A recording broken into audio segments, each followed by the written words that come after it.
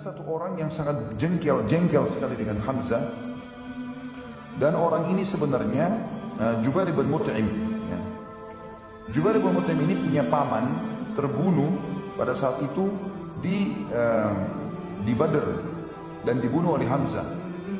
Maka dia berkata kepada budak yang bernama Wahsy, berangkatlah bersama orang-orang jika engkau membunuh Hamzah paman Muhammad demi membalas dendam pamanku yang bernama Thu'aimah bin Adi yang dibunuh oleh Hamzah, maka engkau akan merdeka. Waktu masih di Mekah. Dan kebetulan memang si Wahsy ini orang yang sangat mahir. Saking mahirnya dia melempar tombak sampai dikatakan dia bisa melempar tombak memasuki sebuah lubang besi yang diputar dengan kencang, kemudian dia bisa melempar dan bisa masuk ke tengah-tengahnya tanpa harus memberhentikan goyangannya besi itu. Jadi saking cepatnya, jadi besi bulat diikat dengan tali kemudian diputarin dengan kencang, itu sementara berputar dia bisa lempar tombak melewati tengah-tengah lubangnya tanpa memberhentikan goyangnya lingkarannya besi. Jadi sangat luar biasa terampilnya. Maka dia mengatakan kau akan bebas. Kata Wahsy, saya pun pada saat itu tidak berpikir apa-apa masuk kancah peperangan kecuali harus bisa membunuh Hamzah, karena saya bebas, saya nggak ingin berperang. Waktu Hindun binti Utbah, istrinya Abu Sufyan, ayahnya dia Utbah bin Rabi'ah yang terbunuh pada saat duel di Badr, gitu kan? Utbah ayahnya dia dibunuh oleh Hamzah karena waktu Utbah duel sama Ubaidah kan terluka. Lalu kemudian waktu Ubaidah diselamatkan oleh Hamzah dan Hamzah menusuk Utbah. Syaibah pamannya Hindun juga dibunuh oleh Hamzah. Al-Walid saudaranya dia dibunuh oleh Ali. Maka dua orang sini, ayah dan pamannya dibunuh oleh Hamzah. Maka dia pun memanggil Wahsy sambil mengatakan, hai Wahsy, selain majikanmu Jubair bin Mut'im yang akan menjanjikan kau bebasan, kamu lihat ini perhiasan saya. Dikeluarin satu kotak penuh perhiasan yang mahal sekali. Karena dia ratu Mekah. Ini semua jadi milikmu, asal kau bunuh Hamzah. Kata Wahsy pada saat itu, saya benar-benar cuma berpikir pada saat itu bagaimana saya bisa mendapatkan kebebasan dan mendapatkan harta ini. Itu saja yang saya pikirin. Di sini ada satu hal yang menarik. Penulis mengangkat dalam buku tentang masalah, coba kita dengarkan bagaimana Wahsy menceritakan pada saat itu. Wahsy berkata, aku adalah hamba sahaya milik Jubair bin Mut'im. Paman Jubair yang bernama Thu'aimah bin Adi terbunuh dalam perang Badr.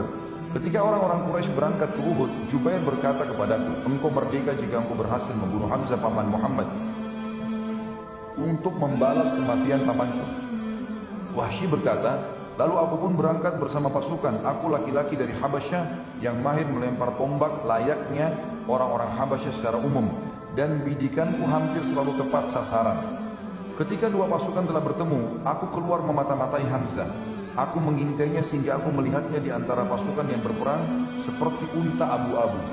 Maksudnya unta abu-abu ini teman-teman sekalian, dikenal unta itu kalau dikatakan oleh orang unta abu-abu, unta yang perkasa, unta yang kuat, gitu kan? Unta yang ya, biasanya kalau unta jantan berwarna abu-abu itu dia bisa memiliki beberapa unta betina yang lain, punya kelebihan. Dia memporak-porandakan musuh seperti atau dengan pedangnya, dia memporak-porandakan musuh dengan pedangnya dan tidak ada yang bisa menahannya. Demi Allah, kata Wahsy. Ini Wahsy cerita setelah masuk Islam ya. Dia mengatakan, demi Allah saat itu aku sedang mengincar dan menginginkannya. Aku bersembunyi di balik pohon atau batu agar dia mendekat kepadaku. Tiba-tiba Siba' bin Abdul Izzah mendahuliku kepadanya. Ketika Hamzah melihatnya, dia berkata, mendekatlah wahai anak wanita tukang khitan. Ya. Wahsy berkata, maka Hamzah menebasnya tepat di kepalanya. Jadi rupanya si Siba' bin Abdul Izzah ini ibunya itu tukang khitan di Mekah. Maka Hamzah ini kancah peperangan bisa diucapkan ya. Kalau di luar kancah peperangan kita nggak boleh nganggap remeh orang. Tapi di kancah peperangan dia menjatuhkan semangatnya si musuh. Dia bilang, kalau mau lawan saya, mendekatlah wahai anaknya wanita tukang khitan. Gitu. Begitu mendekat, ditebas lehernya sama Hamzah seketika. Wahsy menceritakan itu. Dan itu tepat di depan matanya Wahsy. Wahsy melihatnya. Wahsy melanjutkan, lalu aku menyiapkan tombakku. Ketika yakin dia tepat sasaran, aku melemparkannya dengan kuat kepadanya.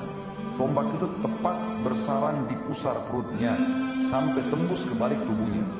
Hamzah berusaha untuk mendekat kepadaku. Artinya sudah kena tombak, tembus. Hamzah melihat Wahsy yang mengejar. Kata Wahsy, dia sempat mengejarku. Dan aku pun ketakutan. Jangan sampai Hamzah bisa membunuhnya. Padahal tombak sudah tembus. Belum pernah ada orang kena tombak tembus masih bisa lari, masih bisa menyerang gitu. Hamzah berusaha untuk mendekat kepadaku, tetapi dia tidak kuasa melakukannya. Aku membiarkannya sampai dia gugur. Lalu aku mendekati dan mengambil tombakku, kemudian kembali ke markas. Aku tetap duduk di sana karena aku tidak lagi mempunyai kepentingan selain itu. Aku membunuh Hamzah agar aku bisa merdeka. Wahsy berkata lagi, aku pulang ke Mekah dan aku dimerdekakan. Aku tinggal di Mekah sampai Rasulullah SAW menaklukkannya. Dan aku kabur ke Taif.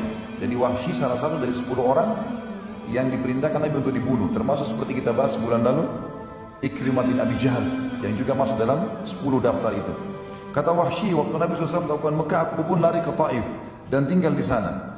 Ketika delegasi Taif datang kepada Nabi SAW untuk masuk Islam, aku tidak lagi menemukan jalan untuk berlari. Lalu aku berkata kepada diriku, aku akan pergi ke Syam atau ke Yaman atau kemana? Demi Allah pada saat itu aku berpikir demikian. Tiba-tiba seorang laki-laki berkata kepadaku, celaka engkau demi Allah. Muhammad tidak akan membunuh seorang pun yang masuk dalam agamanya dan bersaksi dengan kesaksiannya ini masuk Islam.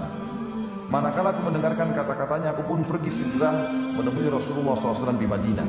Tidak ada yang mengejutkan beliau kecuali kehadiranku yang telah berdiri di hadapannya dan aku mengucapkan syahadat kebenaran. Ketika Nabi SAW melihatku, beliau mengasihkan, apakah engkau Wahsy? Aku menjawab, benar wahai Rasulullah. Nabi SAW mengatakan, duduklah dan ceritakan kepadaku bagaimana engkau membunuh Hamzah. Wahsy berkata, maka aku menceritakannya kepada beliau. Selesai aku berkisah, beliau pun bersabda, sungguh sayang, jauhkanlah wajahmu dariku, aku tidak ingin melihatmu. Jadi sudah syahadat, tapi Nabi bilang, mulai sekarang jangan kau selalu ada di wajahku. Bertemu ya silakan, tapi untuk ngobrol menjadi orang yang selalu di depanku jangan, karena aku khawatir nanti akhirnya aku mengingat pamanku dan akhirnya membenci seorang muslim. Ya, seperti itulah. Wahsy berkata, setelah itu aku selalu menghindar dari Rasulullah SAW sehingga beliau tidak melihatku sampai beliau pun wafat. Wahsy berkata, masih lanjutkan satu paragraf lagi, ketika kaum muslimin berangkat untuk menyerang Musailamah al-Kadzdzab. Jadi di zaman Nabi SAW meninggal ada orang yang mengaku sebagai Nabi tapi dusta, namanya Musailamah al-Kadzdzab. Aku berangkat bersama mereka setelah syahadat tadi ya, membawa tombak yang dulu aku gunakan untuk membunuh Hamzah.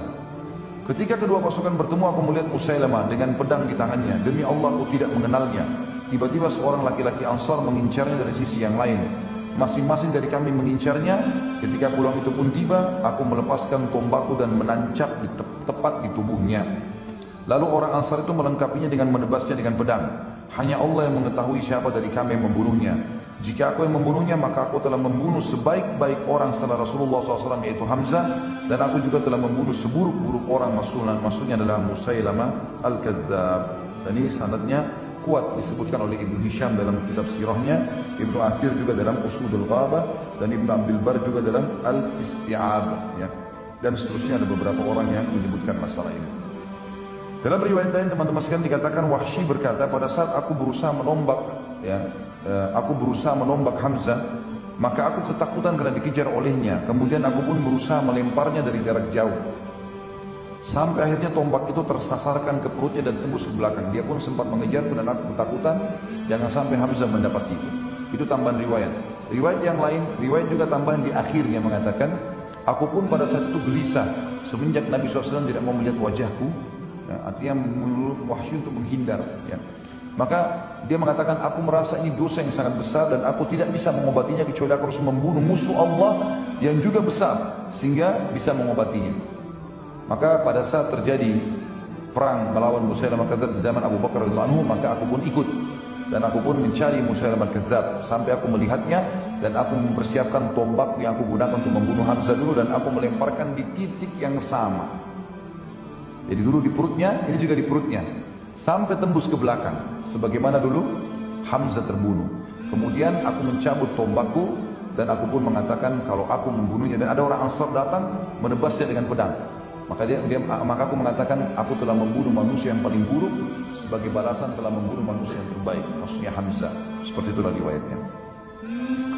Teman-teman sekalian, pada saat Hamzah radhiyallahu anhu mati di sini, terbunuh mati syahid, maka Nabi SAW waktu lihat jenazahnya dalam sebuah riwayat yang sahih, riwayat Bukhari, Kata Umar bin Khattab, kami belum pernah mendengarkan Nabi SAW menangis terisak-isak seperti pada saat melihat jasad pamannya Hamzah.